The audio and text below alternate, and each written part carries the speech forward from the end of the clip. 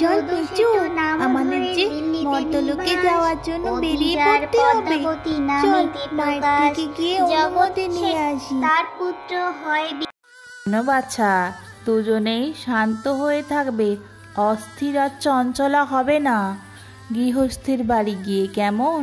ঠিক আছে, আসি মা।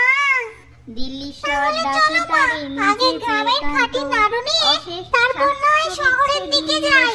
মাঝে শাস্ত্রালাপ করে শিশু সভার ও সমাজে, হেরিয়া বাদশাহ তাহে তুষ্ট হন অতি। যা হয় প্রার্থনা তুমি করো মমপতি। শুনি শিশু কহে বাদশাহ গোচরে, জিজ্ঞাসা করিয়া আগে আসি জননীরে।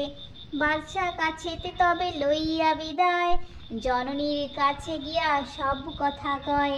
শুনিয়া সে পদ্মাবতী চতুরা রমণী, সত্যপাশে বদ্ধ করি পূজা করি পূর্ণিমাতে রাজ্যের ভিতরে। কেহ না জ্বালিবে বাতি তা সবার ঘরে। জননীর বাক্য শুনি জগৎ চলিল, মাতৃয়াগা বাদশার গোচর করিল। এ থেকে বচন শুনি দূতেরে কহিল, আমি নাড়ুগুলো খেয়ে নিই, কি দারুণ হয়েছে, জিভে জল এসে গেল। রাজ্যবাসীগণ কেহ নাহি জালে বাতি অন্ধকারে রন।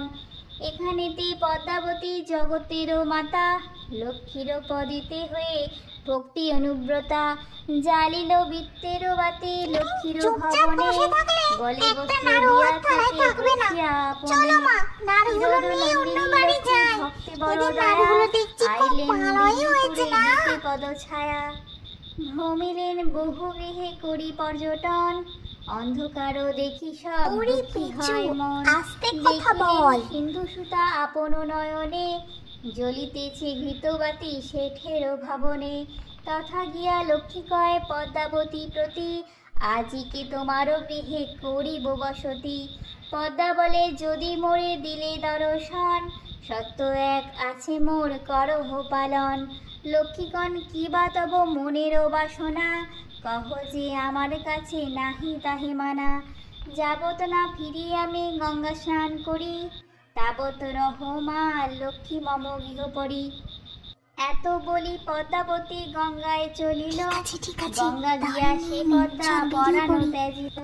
সত্যবদ্ধ লক্ষ্মী মাতা জগৎ গৃহ। কি ভালোই না পাঁচালিটা পড়ছিল বল। তুই ওই নাড়ু নাড়ু করে আমাকে পুরো পাঁচালিটা শুনতেই দিলি না। চল দেখি, চল এবার শহরের দিকে যাই।